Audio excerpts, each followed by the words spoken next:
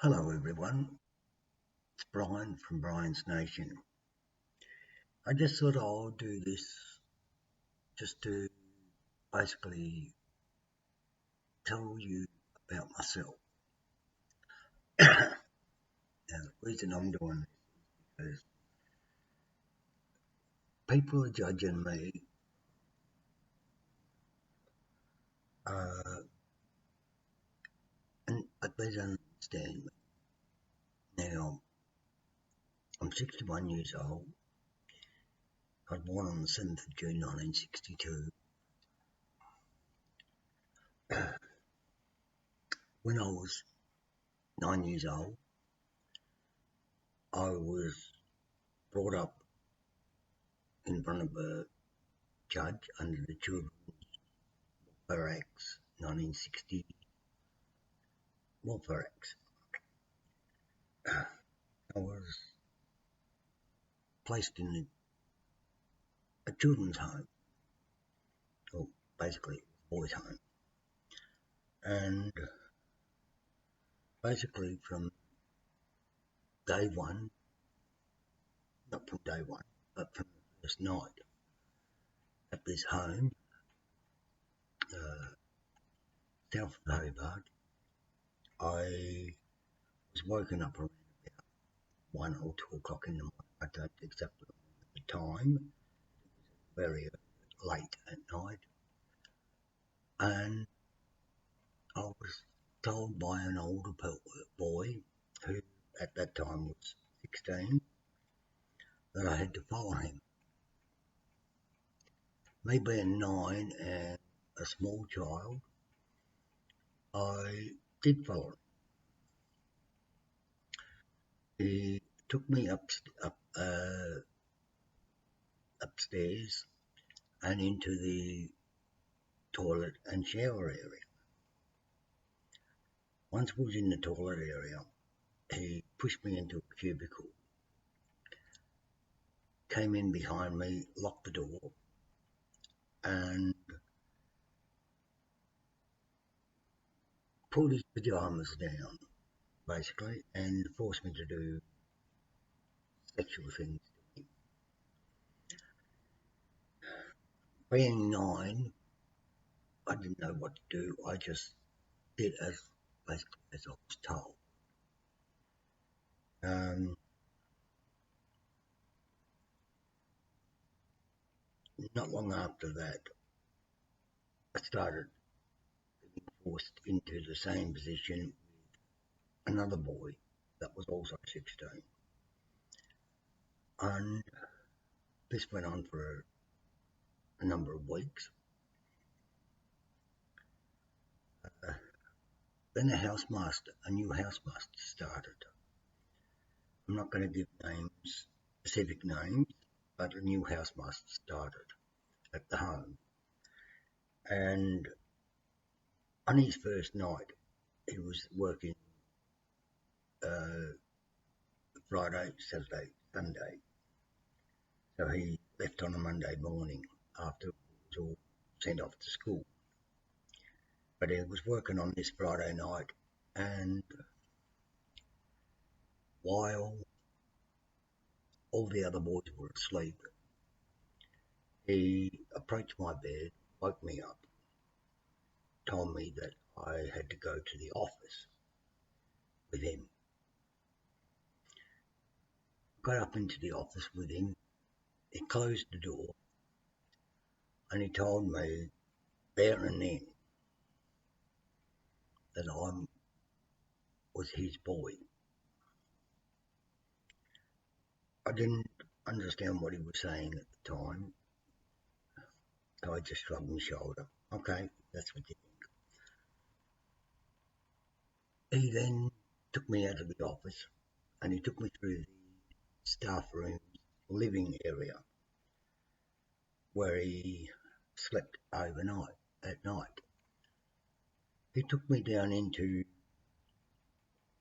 his room and he forced me to do a number of sexual acts on him. He made me degraded. degraded me so bad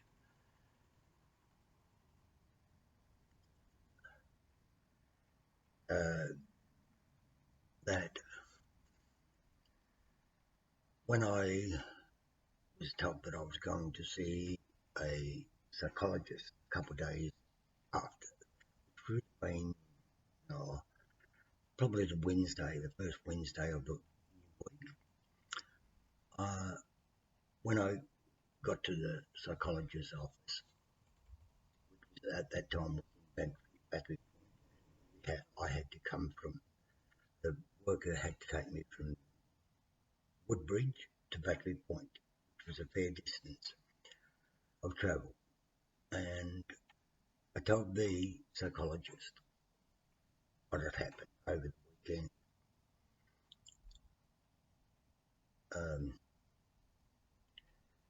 The psychologist basically didn't believe me,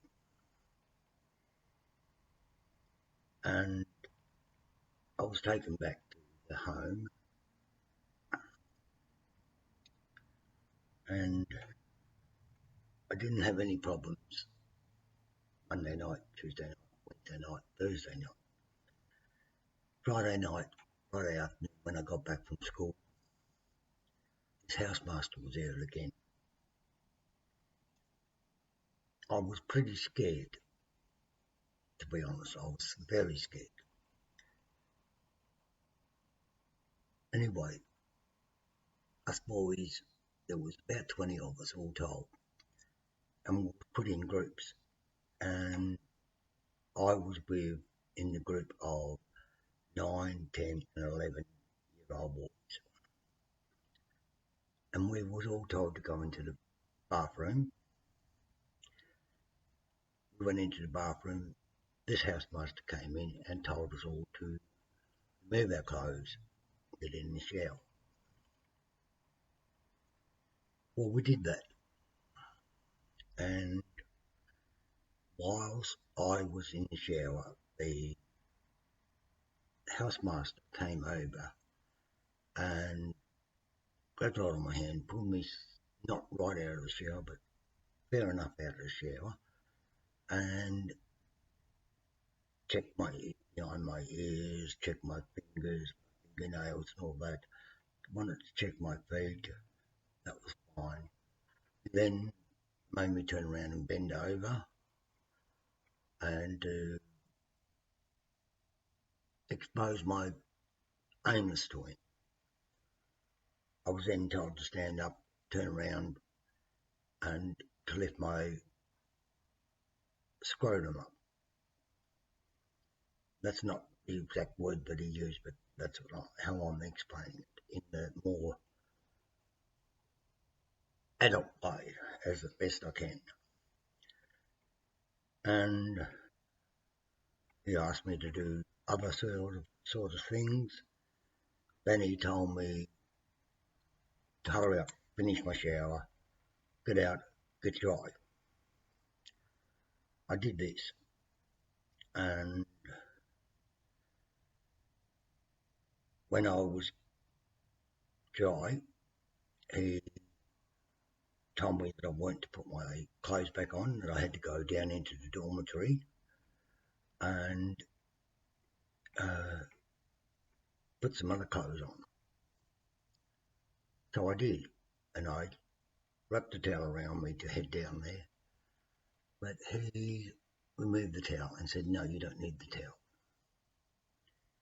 So I got down into the dormitory where my bed was, got into my cupboard indoors, took out underwear and all that, put all that back on, clean stuff on, and then he kept on watching everything I was doing.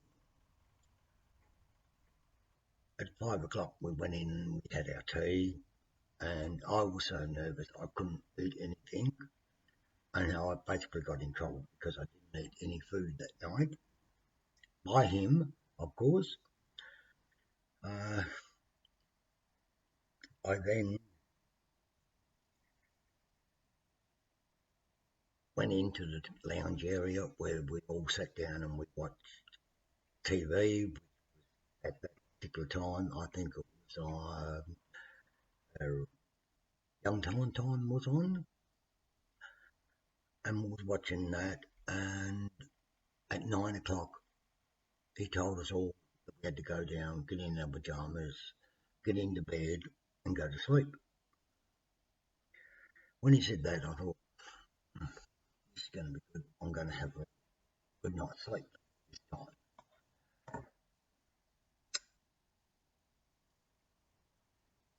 Well, it didn't work out that way.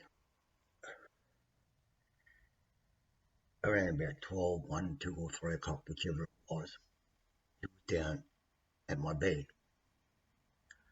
He woke me up. He told me to follow him upstairs.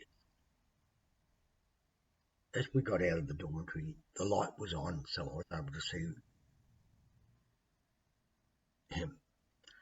He was wearing a dressing gown, and I didn't think much of it. Got down to his room again. I was forced to do a number of secret things which were very degrading to me, very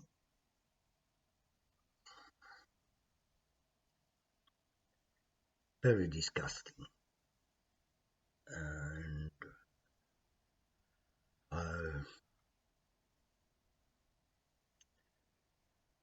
I did that what he wanted. I was then escorted out of the staff area, and I was told to go and get back into my bed and go to sleep.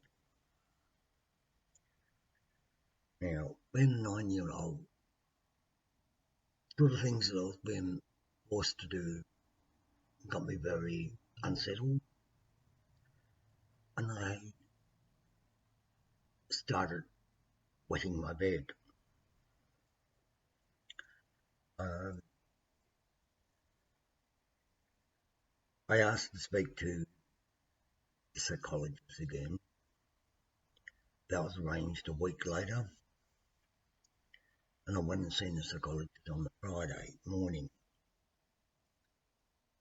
And I told the psychologist what had happened that weekend, because it happened on Friday, the Saturday, and the Sunday night. So this is 6 nights already done to me in the first 2 weeks. I told the psychologist what had happened. The psychologist didn't believe me again, but this time the psychologist turned around and told me to stop lying. I went back to the home as usual, and that Friday night it happened again. It happened again Saturday. It happened again Sunday night. So another 3 nights of it. So this makes it nine times in a short period of time that this has happened to me.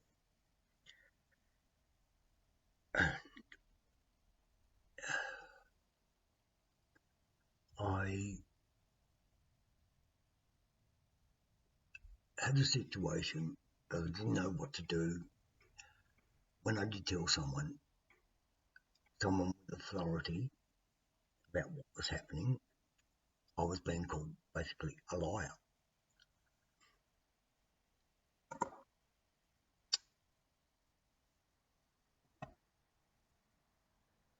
So what I did was, it made me feel dirty. It made me feel disgusting. It made me feel hatred for myself.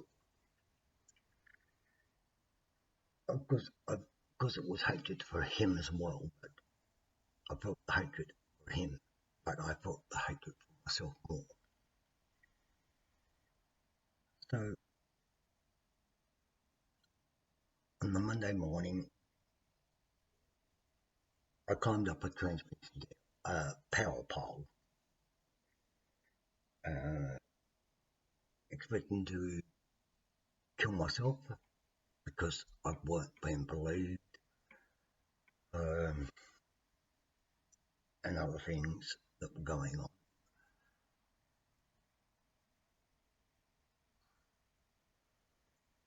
The superintendent of the home called the local police, and they also called the fire department, who ended up with the fire department there, and I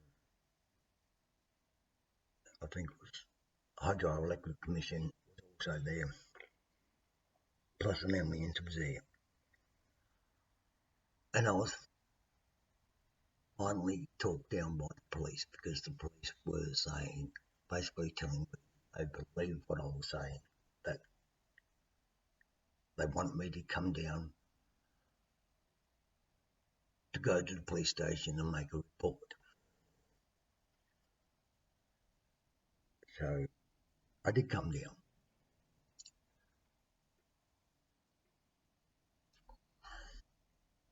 When I came down from the power pole, I was handcuffed, put in the back of the ambulance and taken to the hospital for a checkup. After the checkup, after probably about 4 hours or something like that, I was then put in the back of the police car and I was taken back to the home, where I was kept at the home for 3 days before they let me go back to school, just in case I was going to try it again. That's basically what it was all about. And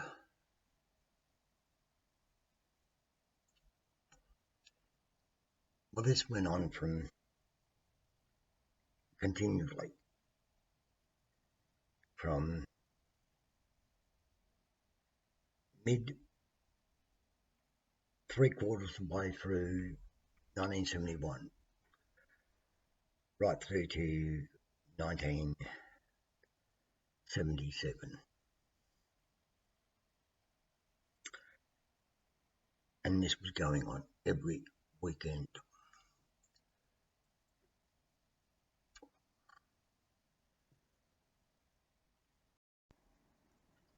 In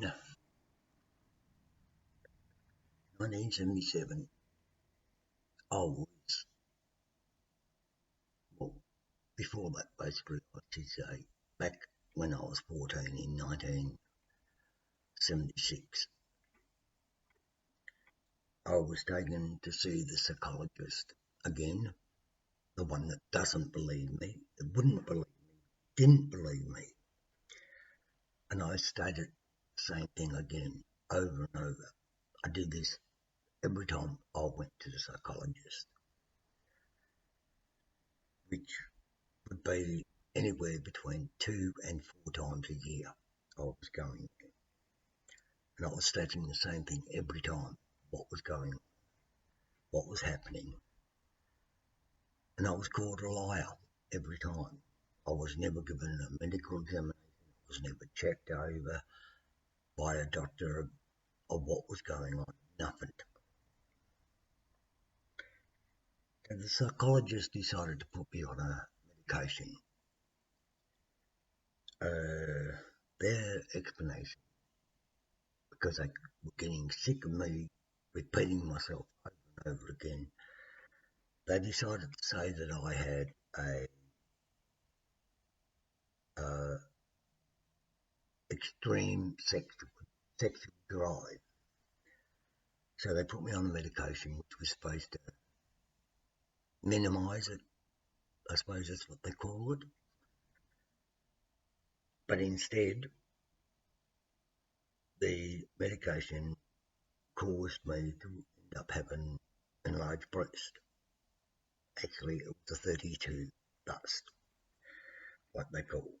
And I had to have that surgically removed.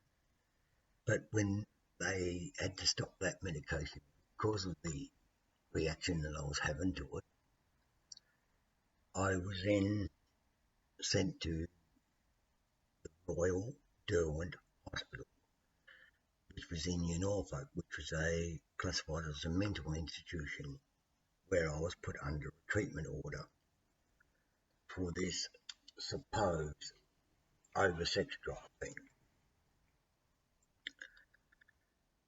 While, while I was there, I was first placed on a Ward 12, which was a admissions ward. I was only there 2 nights when I suddenly noticed that one of the boys that was 16 at the time when I first went in there into the home was actually at this hospital and on this ward.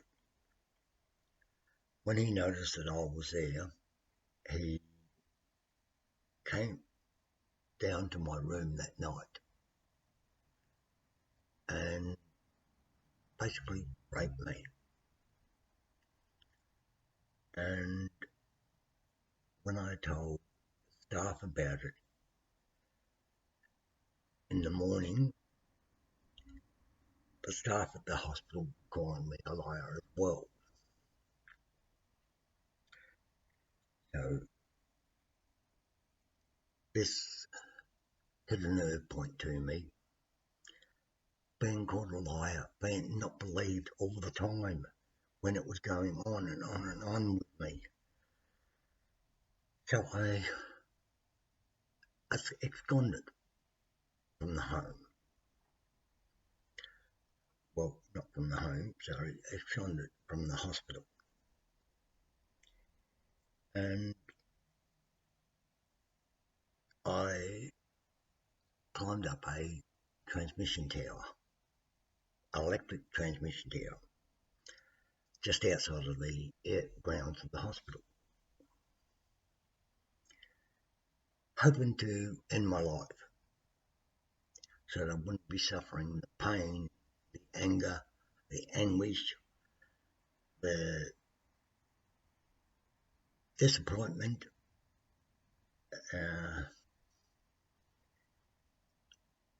so many other things going through my mind. So I decided to try and end my life again. This time I did get a electric shock. I ended up getting 111,000 volts of power shooting through my body. I had 25% of my body extreme class A1 burns and 75% of my body was class 3 or 4 burns, so it wasn't so bad. I was hoping I was going to die at that time, but I was rescued by a police officer up at Norfolk who risked his own life to save mine, I must admit. He climbed up the transmission tower, he removed his police belt and wrapped around me because he didn't want me to fall the last 25 metres. Because I was 25 metres off the ground when after I got the shock, I went down and I was literally on fire. I was rushed to the Royal Hobart Hospital. I was put in the burns unit. I had my burns treated. I had skin graft and everything else done. Then, 2 months later, I was removed from the Royal Hobart Hospital and I was taken back to the Royal Derwent Hospital.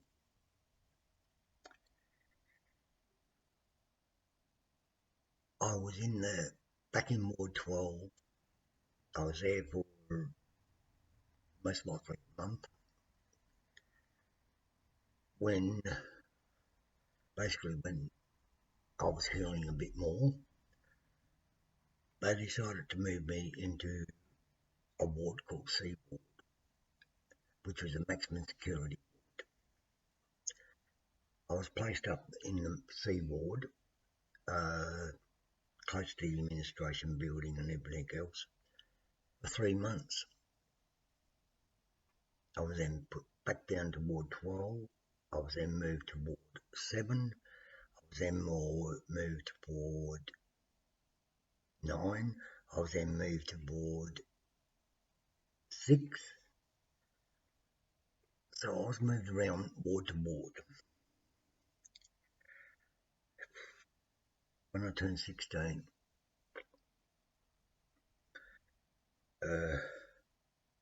they put me on a disability pension, and I've been on it ever since. So that's basically since 1978. I've been on a disability pension. I have done work. I am a qualified chef by trade. I have done that sort of thing. I have done other work. I've done voluntary work with some services that help unemployed, homeless, that sort of thing. I've been involved with those, and I am a qualified chef.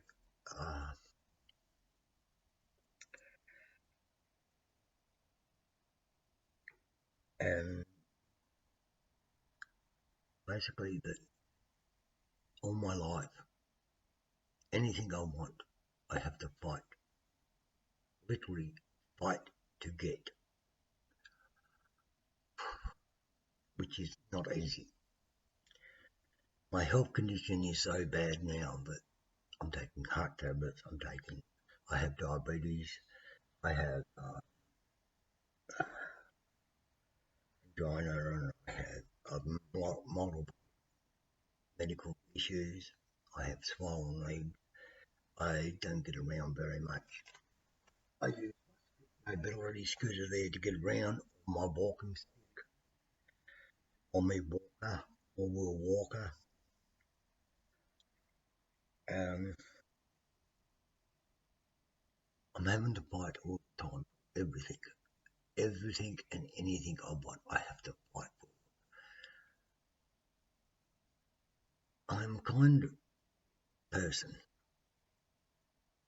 I won't say I'm a perfect person because I'm not. And no one really is a perfect person in my eyes. I lend money. I give money away. I don't ask for the money back at any time. People say, can I borrow, can I borrow $50? Yeah, no problem. $50. Oh, I'll pay it back. I'll pay it back when I get paid. Maybe 3, 4 days later, when they get paid, I don't see it, and I don't expect it because I know people take advantage of me all the time. My kind heart is my downfall, I gather, because I like to help people if I can.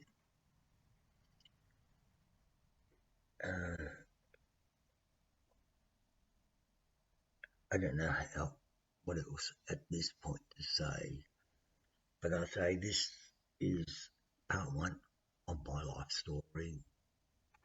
Hopefully, we'll get to have a part two and maybe work something else out. As you can see behind me, you can see the paintings up here on the wall, actually up there. The ones there, they're my artwork. I am Aboriginal descendant.